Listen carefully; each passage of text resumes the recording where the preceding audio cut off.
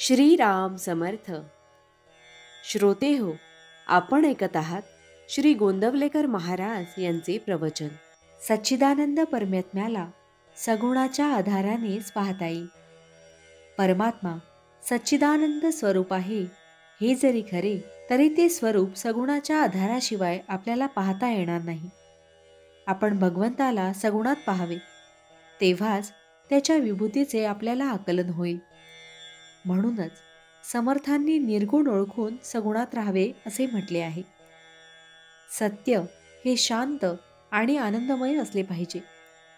हेच भगवंताचे मूळ स्वरूप आहे. ही सर्व सृष्टी भगवंतानेच उत्पन्न केली असून तिच्यामध्ये तो व्यापून राहिला आहे. अर्थात सर्व सृष्टी आनंदमय असली पाहिजे.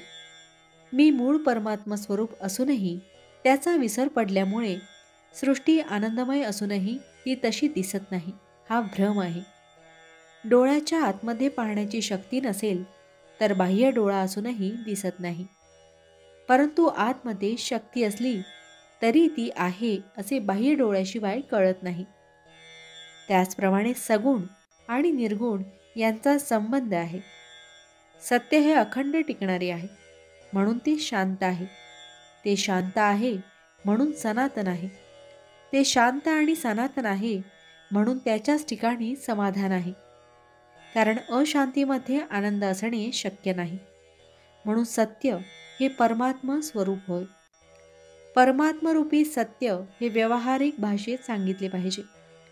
पण व्यावहारिक सत्य मात्र निराळे असते. ही सृष्टी भगवंताने निर्माण केली आहे म्हणून तिच्यामध्ये सर्व ठिकाणी भगवंताचे अस्तित्व असले पाहिजे. याचा अर्थ असा की प्रत्येकामध्ये भगवंताच्या अस्तित्वाची जाणीव करून देणारा असा एक गुण आहे. हा गुण म्हणजे जगण्याची हौस होय. सर्वांना शांती मिळावी हाच भगवंताचा हेतू आहे. ही शांती परिस्थितीवर अवलंबून नाही. शांती एकपणात आहे, द्वैतात नाही.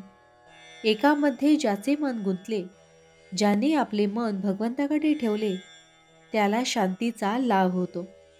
मग त्याची इतर परिस्थिती कशीही असो. प्रपंचाचा अनुभव कष्टमय आहे, पण भगवंताचा अनुभव आनंदमय आहे खास.